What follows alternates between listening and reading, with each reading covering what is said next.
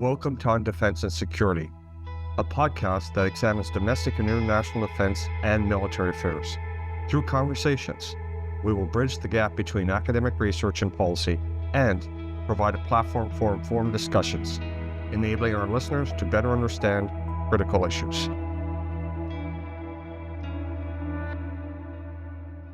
All right, hello everybody. Welcome back to the CIDP's podcast series, and my name is Christian Breede. I've had the privilege of hosting a few of these now, and I get the chance again to today host Commander Peter MacNeil, who, as his bio says, a proud Cape Bretoner, grew up in Nova Scotia, joined the Canadian Armed Forces as a Naval Warfare Officer back in 2001. And through his almost 25 years of service, Commander MacNeil has served on numerous vessels on operations, as well to include his current appointment as the captain of the Ville de Québec, which is one of our naval ships. And he's currently at sea as we're talking, which is pretty awesome. And I'm going to let him talk about some of the things that he's been up to in and around the oceans of the world the last few months. And prior to his time on the Ville de Québec, he served in a number of command and staff positions at the operational and strategic level, primarily in Maritime Forces Atlantic Headquarters, as well as with the Strategic Joint Staff. So what that tells you is we have a gentleman here on the call who is well steeped in not just naval operations, but also how that fits into the bigger picture of what it means to defend Canada. And given that you've got me as your host, I'm going to be putting a bit of a leadership bent on this. So I'm going to be getting right into as well what that means to lead in this type of environment, because I was a retired infantry officer.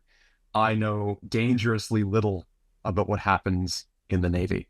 And as I was saying before we started this recording with Peter, I was expressing my one time on a ship, which was enough to tell me that I never want to be on a ship again. So I'm really excited to see where this conversation goes. And Commander MacNeil, I'd love to just turn it over to you to see if there's anything I missed in your bio, anything that you want to highlight about, sort of some of your background that you think might be germane to what we're going to talk about today. And over to you. No, I don't think there's anything really to harp on. I think most of the personnel that take my job, they end up doing the same sort of experiences, just not necessarily the same positions. So yeah. Okay. Good. Right on. Awesome. Well, so what I'd love to do is I'll just start off with my first question, which is, like I said, I'm going to get into the leadership side of being a ship's captain in particular, because, I think popular culture, Hollywood, creates all sorts of images and personas of what it means to be the captain of a ship, of any position within the military. I think probably ship's captain is one of the ones that is most often represented in film and television, popular culture. Like, people have an innate sense of what that's all about. And I'd love to this is why I'm really excited about this opportunity, is because here we get to get the ground truth and maybe dispel some myths, or maybe confirm a few too. We'll see. Maybe. But to get there, real simply, what does leadership mean to you? How do you define it? Or do you even define it? Or do you just have a sense of what it is that leaders do? Like, what is it being a ship's captain in terms of leadership? What does that mean to Pete MacNeil? Well, I would definitely say that over the years of the Navy, that leadership's evolved and that sort of thing. We won't get into definitions or anything like that, but you still need to keep a certain level of military ethos. You got to, ensure that camaraderie is helping everybody to get together and support the mission. But it's about maintaining order and discipline, keeping people focused on what's the goal, what's the mission. And as, years have gone on, challenges have changed. People have changed, culture has changed, and so it involves a whole series of direct and indirect leadership to be able to convince everybody to follow you and understand the mission, and everybody want to contribute to mission success. So it's about making sure everybody has a collective mindset. One of the things when personnel would join the ship, I would immediately tell them that my first expectation is we check our egos at the brow. So the brow is where we walk onto the ship. So I argue there's no room for egos on the ship, not under my command anyway. The idea was that we will only succeed as a team. So I want everybody to know that I'm there to help them. I enable them as much as they enable me. And through that, we would achieve mission success. So that's basically how I undertook leadership. I looked at the leaders I've looked for over the years and try to figure out what aspects of their leadership styles I could emulate to the best of my ability. I would think about, where did I see them achieve success? How do they deal with certain challenges where they couldn't just be the nice guy anymore, or try to encourage people? They actually had to, bring the hammer down, so to speak. How did they And approach challenges? So I looked at it as, from what I've seen, you need to be yourself. Don't try to be somebody you are not. I had somebody tell me that as I sat aboard to be a lieutenant. That was one of the things they said. Go into that board and be Pete MacNeil. Don't try to be somebody else. Don't try to tell somebody what they want to hear. Everybody will see through that, whether it's subordinates, whether it's leadership. You need to be true to yourself, and you need to ensure people understand you. Why are you the person you are? Why do you make decisions the way you are? So, very cool, Pete. And if I could just interrupt for a second, because for sure. I'm definitely not a Navy guy, and I'm sure there's lots of Yep. listeners here that aren't familiar with some of the Navy lingo. And I appreciate that in this conversation so far, you've only dropped two Navy terms. Okay. One was prow, which you beautifully defined. So I appreciate that. I didn't know that, and that's cool. So I Yeah. know something now about the Navy. What's a Yeah. board? Oh, like a Yeah. evaluation.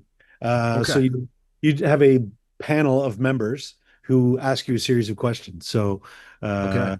uh, Horatio Hornblower did one in his show. So it was a measurement of your ability Yeah. to achieve a qualification. Okay. So engineers do them a fair amount, that they have to understand Right. systems and be able to almost like defending a thesis kind of idea, right? You need to be Gotcha. show your breadth of knowledge, and that you're competent and stuff like that.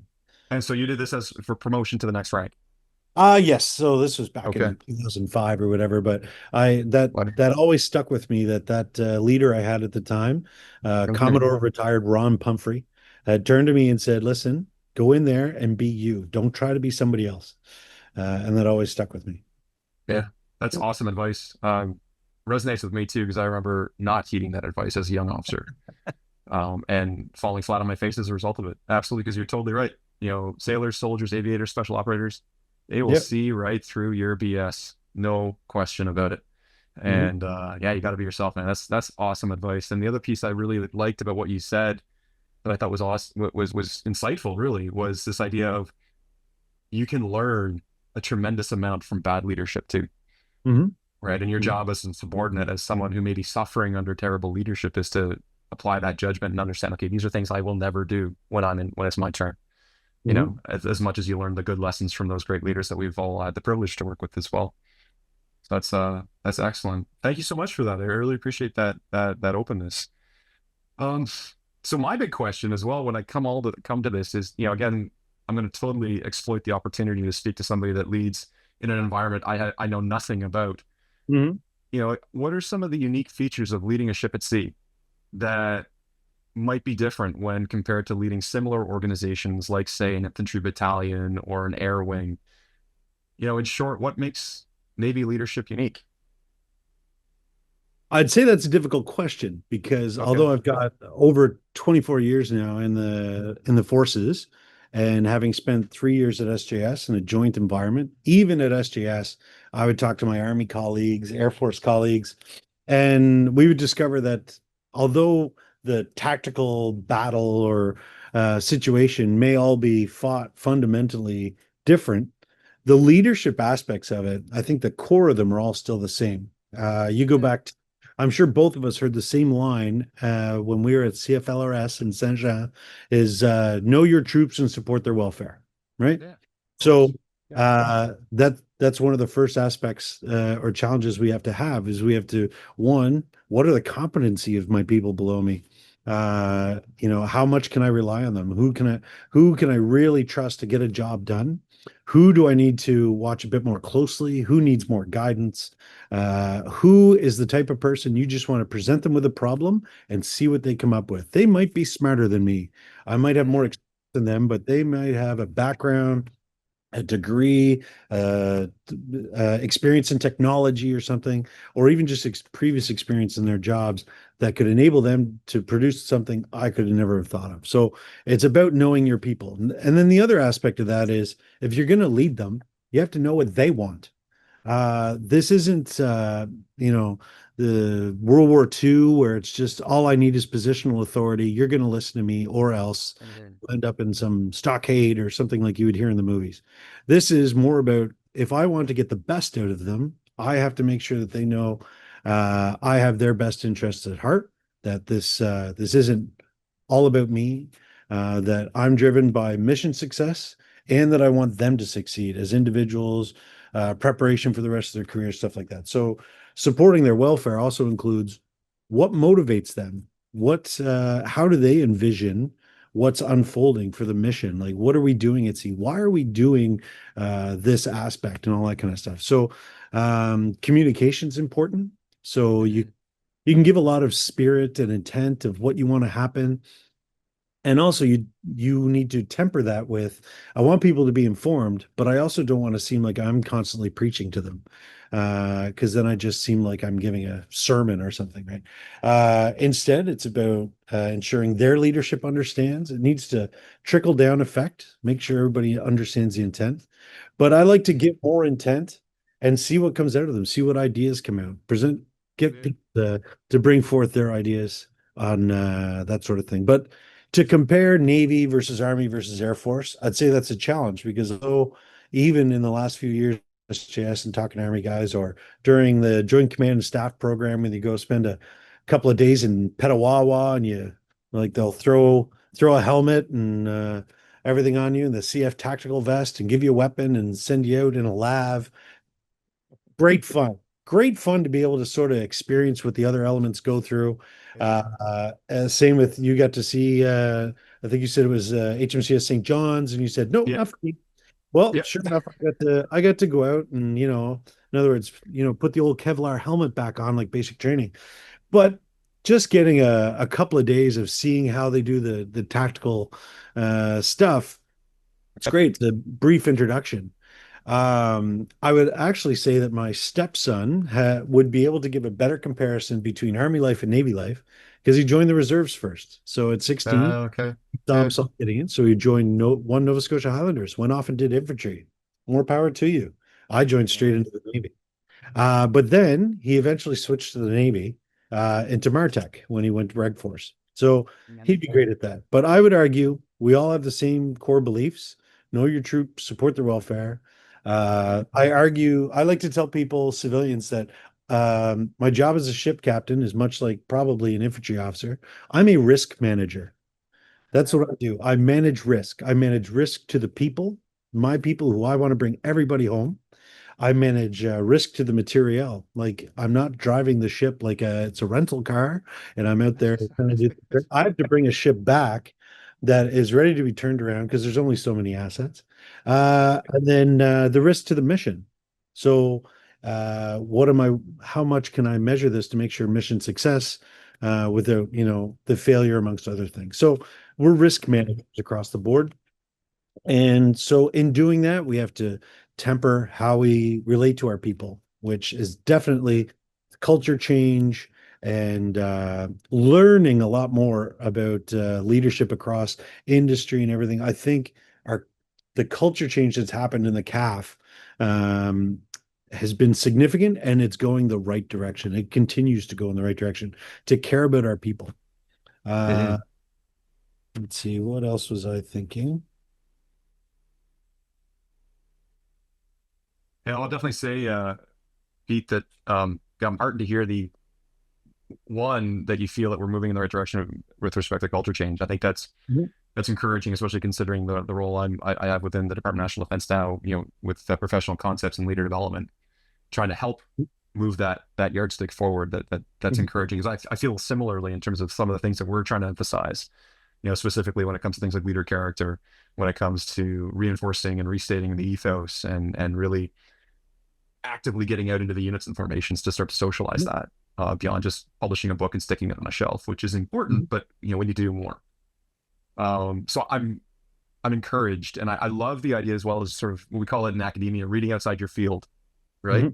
Mhm. All the really cool ideas come at the intersection of fields, and you can get a lot of inspiration for how to skill up and or upskill your leadership by reading, outside military leadership circles. The business and management have a lot to teach us, and it's a symbiotic relationship. Like, how many business journals and books are out there about how, taking military leadership principles and applying it to the private sector and vice versa. So there's this feedback system. So I think it's great, and there's lots to learn, and obviously everything has to be adjusted and modified.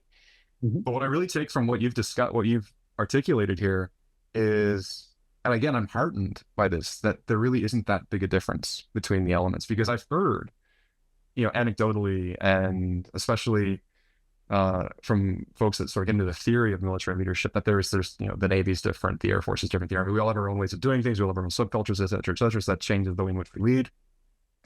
Arguments that perhaps mission command doesn't apply to the Navy, things like that. And certainly from what I'm getting from what you're saying is not at all.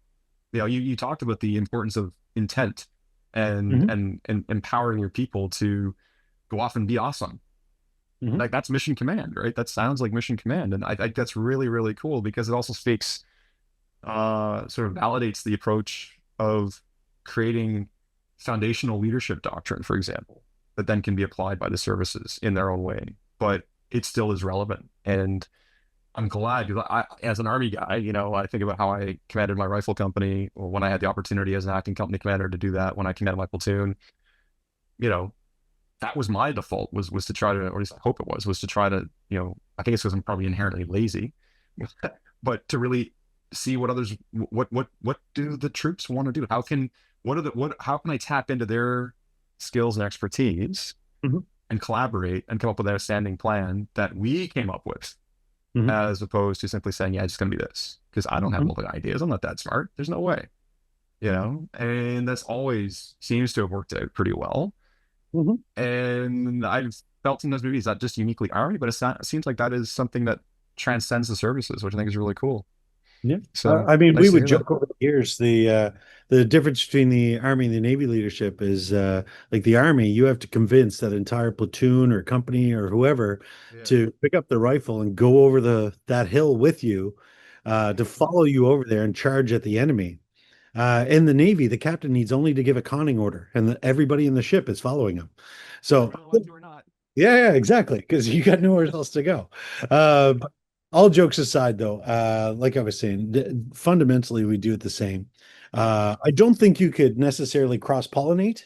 Like maybe in the No. joint environment, they all bring something to a headquarters, because we look at things from different points of view. But you couldn't cross-pollinate because I don't understand how the Army is going to take a tactical objective and stuff like that. But it made for some great conversations at the commander and lieutenant colonel level on I'm like, what do you mean? What are all these cute symbols you have on this map?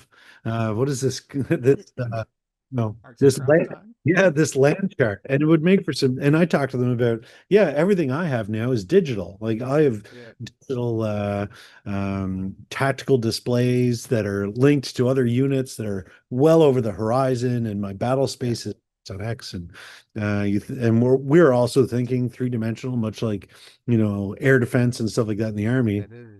Thinking about where are the assets, how are you keeping Yeah. separation and stuff like that. So there's so many similarities, but enough that you couldn't cross.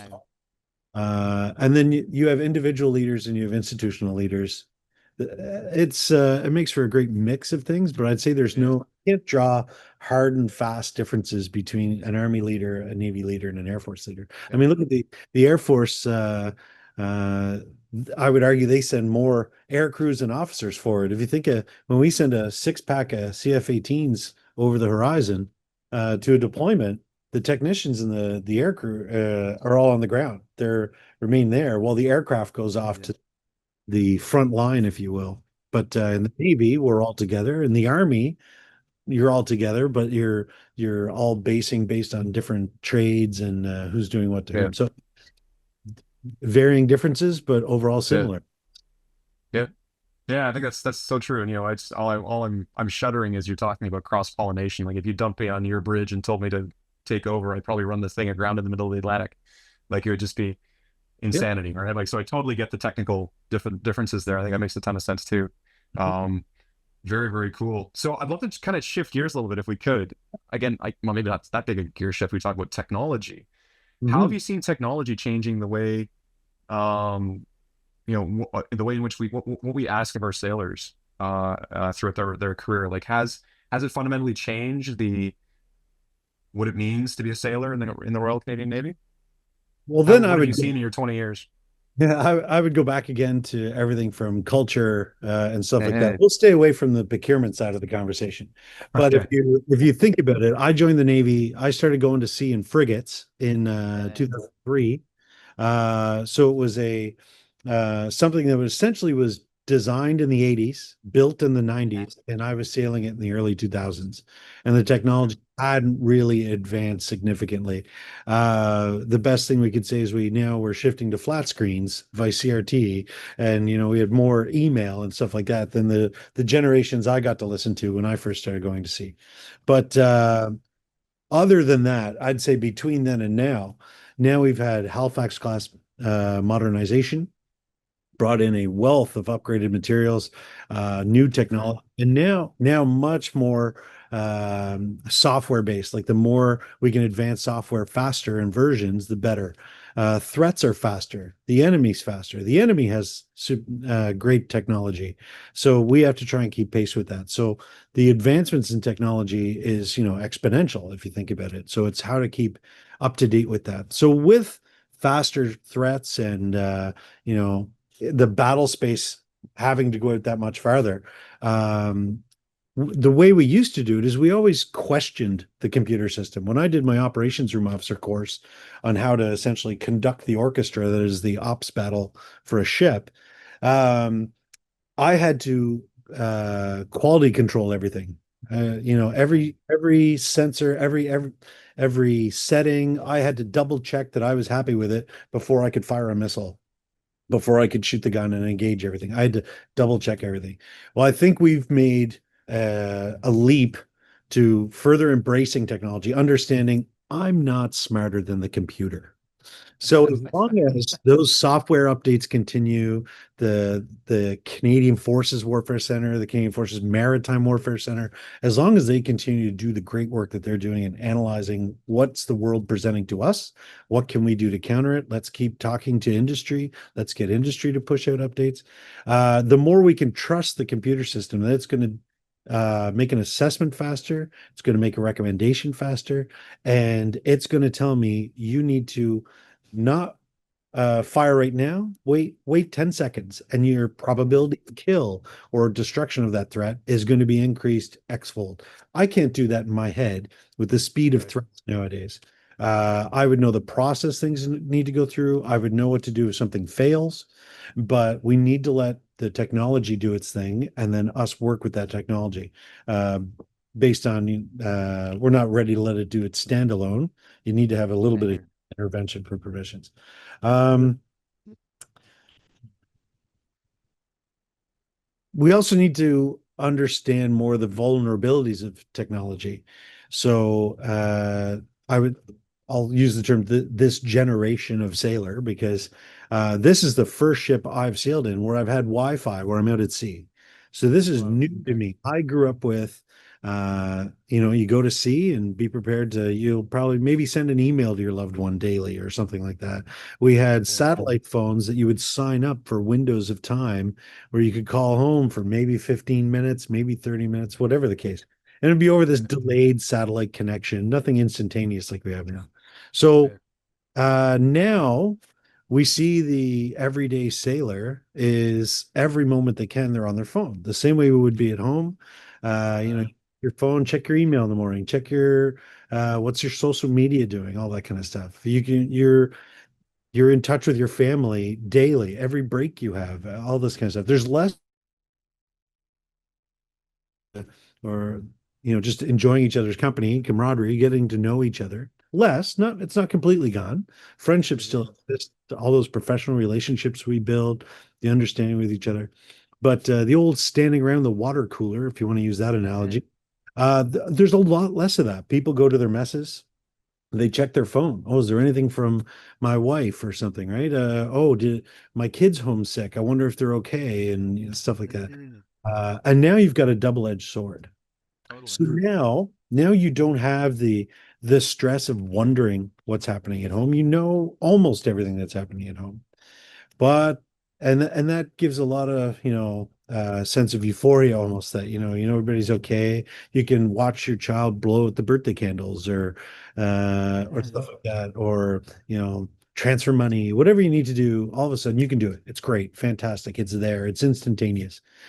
But now there's been a car accident, or the washing machine, the washing machine broke, or a tree fell on the house. All this stuff instantaneously becomes right into the ship, instantaneous stress. So now there's that double-edged sword.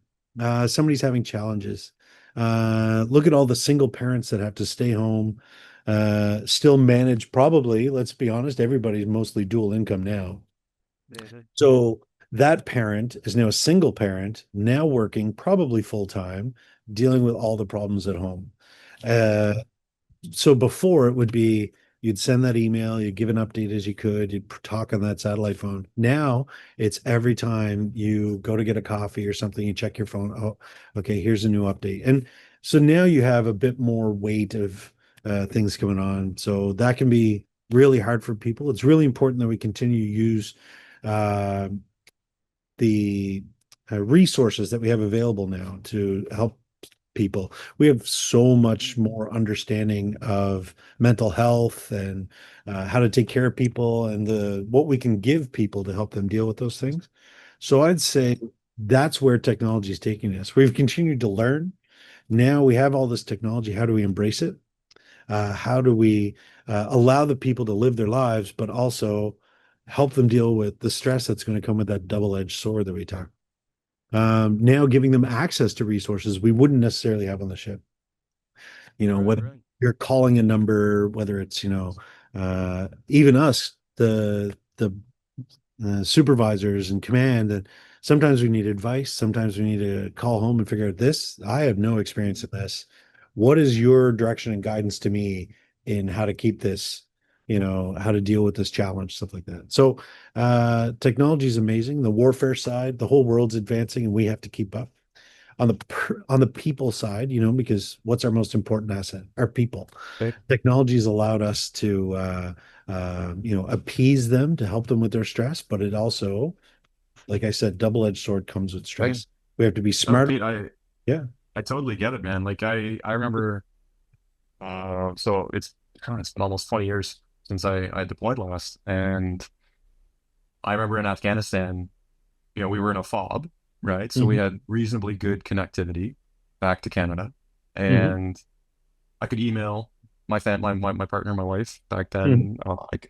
Michelle, I could email her anytime I wanted, right? It was just a bit of a slow connection, but email would go through, and I would get emails from her whenever she wanted, and I could talk to her on the phone, couple times a week if I wanted to, and we had VTC capability and stuff like that. So connectivity was even back then pretty good, Hmm.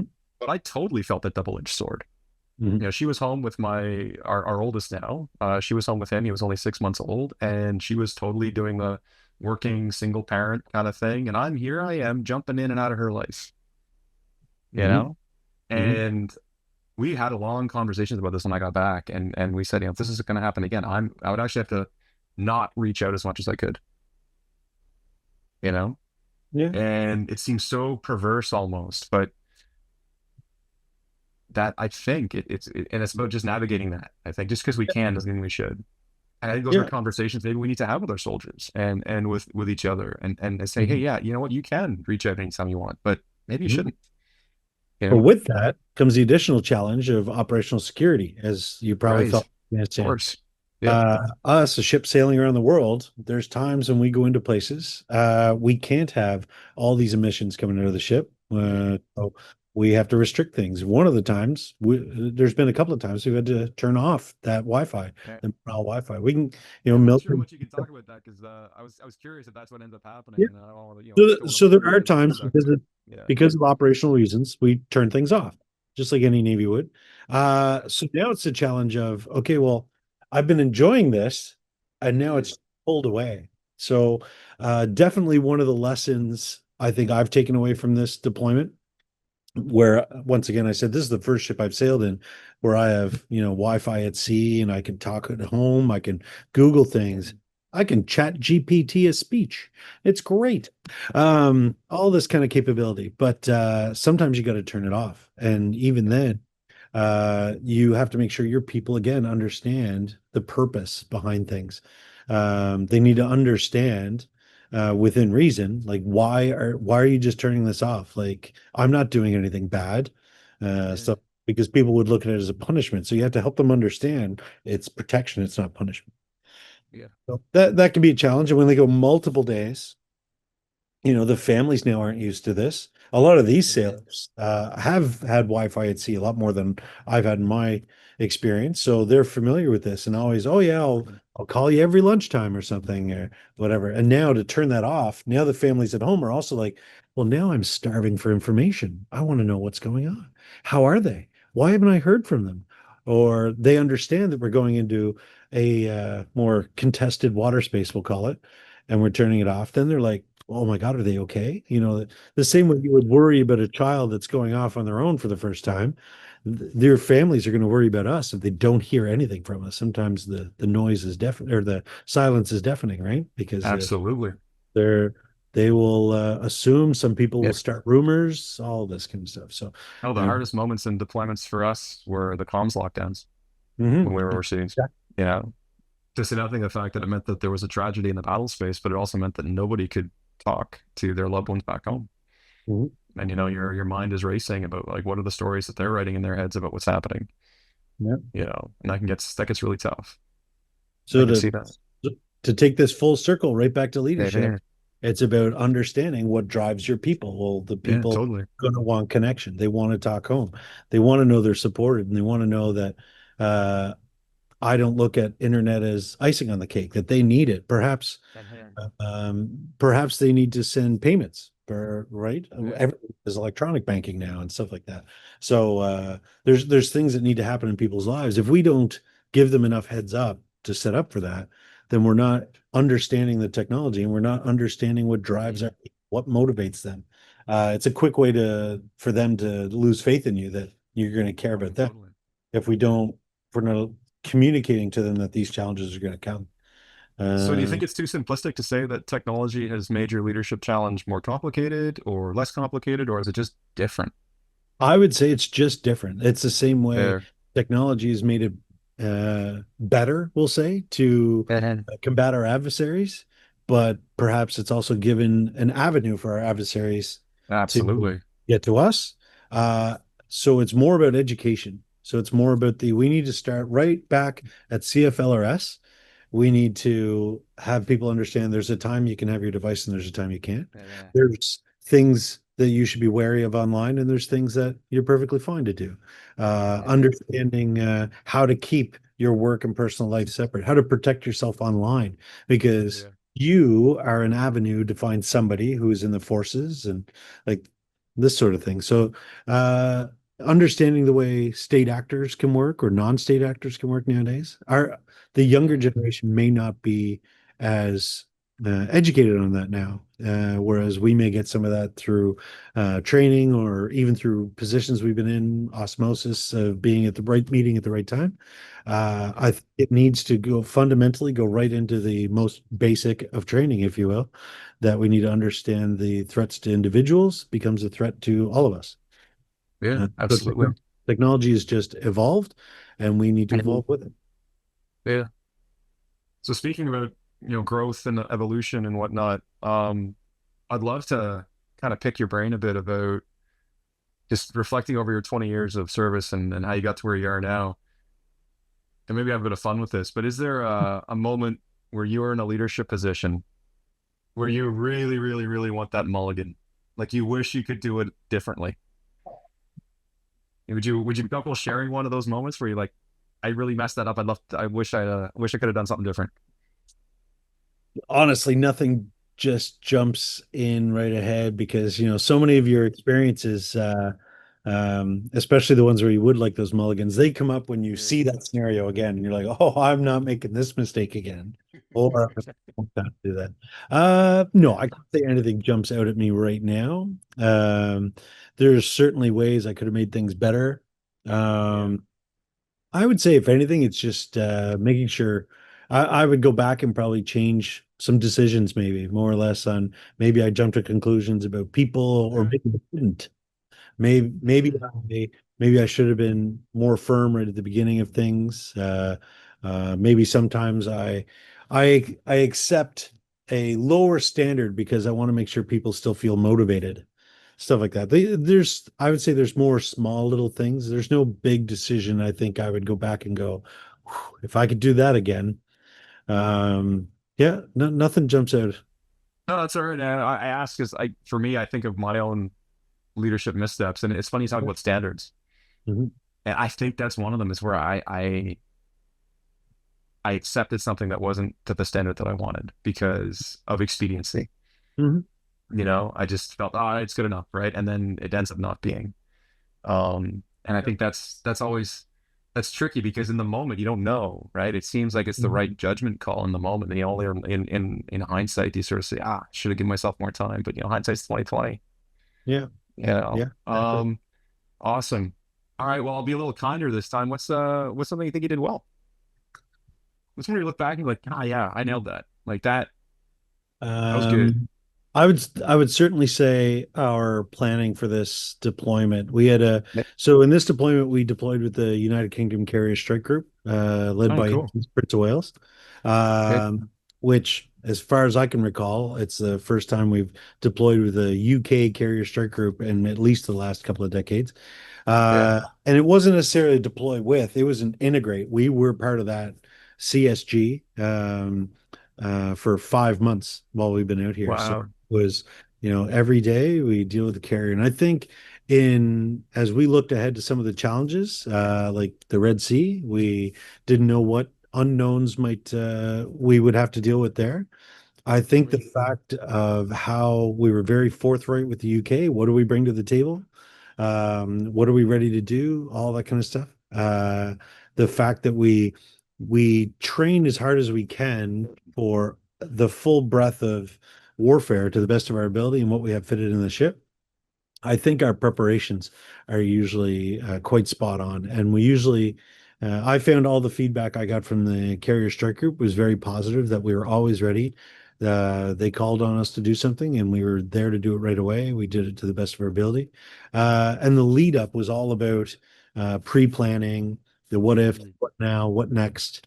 I think that was the integration right at the beginning was super important. I think that went really well and enabled us to have a really beneficial deployment with the carrier strike group. And now we're circumnavigating the world. So the if you always, plan for the worst, everything Mm. isn't the worst, should be easier to achieve. So right, in theory. So I'd say by doing all those preparations and all that kind of stuff and planning for the worst case scenario, enables us to be the most ready forces we can to go out, integrate, represent Canada well, because now we're in an Of course. international carrier strike group. It was led by the UK, but we also had a Norwegian frigate and a Spanish frigate, and then us. So it was as the Commodore liked to say, international by design. Yeah. Um, and we had other units coming and going. It was the fact that other units could join and we all would work seamlessly. It was just all that planning and preparation, training that we did together as much as possible. That's probably the best thing I think we did right, getting out the door, because our program actually got advanced early, to make sure that we aligned with the carrier strike group's deployment. So we ended up leaving 5 weeks earlier than we initially planned. So that compressed a lot of our readiness, whether it be mechanical, technical, all that kind of stuff, right down to the training. Usually you do your multi-ship readiness requirements, and then you go back, you can, do any repairs of equipment you might have broke afterwards, just hoist in those lessons learned. But instead, we did that en route. So, so it was added challenges and stuff like that. Yeah. So, but I would definitely say that that's one of the better things. And talking about leaving early, we circle right back to leadership. How do Yeah. you I was get gonna those say. people? Now you got to sell that to the team. So I was honest with them. I told them that it was going to be challenging. It's going to be a longer deployment. It's now going to be 218 days, vice 180. So it'll be 218 when we get home to Halifax. And how to help them sell that to their family, how to help them feel that it's worthwhile. It's well, yeah, now we're going to go with this carrier strike group. We're going to, circumnavigate the world now instead of crossing the Pacific twice. We're going to Man, see all kinds of opportunities. We're going to get training and see things that a lot of our colleagues have not. So, what man, you take as a personal win from this will be up to you. But here's the opportunity that we're being presented, and I think it's a good one. And I think certainly everything comes with challenges, but sometimes just overcoming those challenges as a team, you can go back and hold your head high and say, yeah, it was hard, but just like everything man, else we do in the military, I did the hard job. What did you do? yeah, Right? That sort of thing. yeah. I like to call it type 2 fun. It's it's fun. That's not fun to do, but it's really fun to talk about afterwards. Makes for a That's great fair. story, I like you that. know. I like that. And oh man, like that I got that sinking feeling when he's talking about how you left 5 weeks early, because I had a similar experience when I was deployed to Haiti in 2004.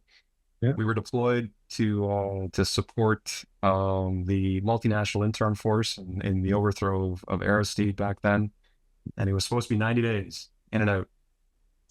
And on the 80th day, we were told, "Yeah, you're staying for another 3 months."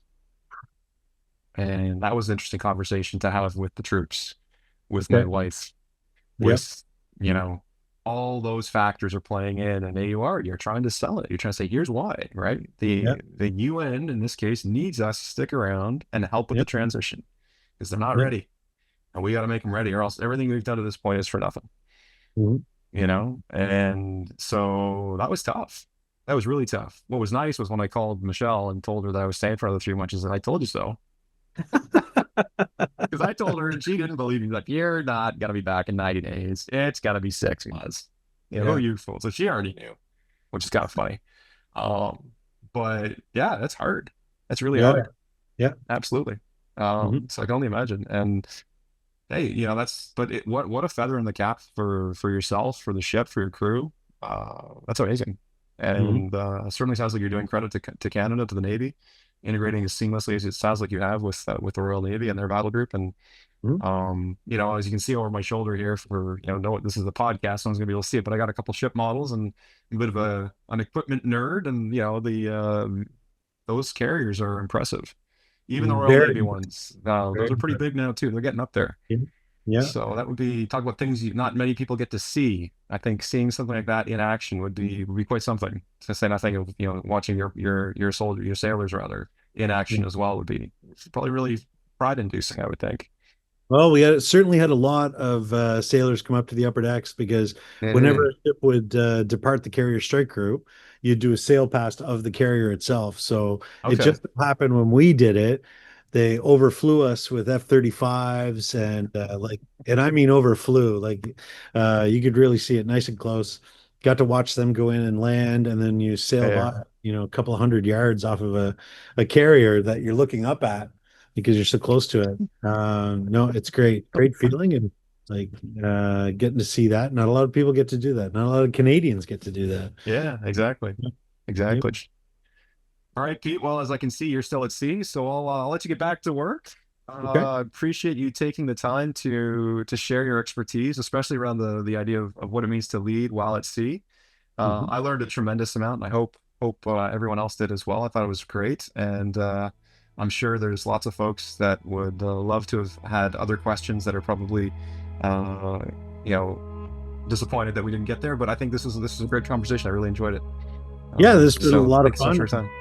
Yeah. Thank you. I Okay. really enjoyed the opportunity. I was really happy to hear about your Army background because I thought it would make Yeah. for a more interesting conversation instead of just listening to me drone on about how I think the Navy's great and better at everything. So I'm glad we had this opportunity. Yeah. Yeah, thank you so much. This has been great. Awesome. Yeah. Safe travels, my friend. We'll talk soon. Thank you.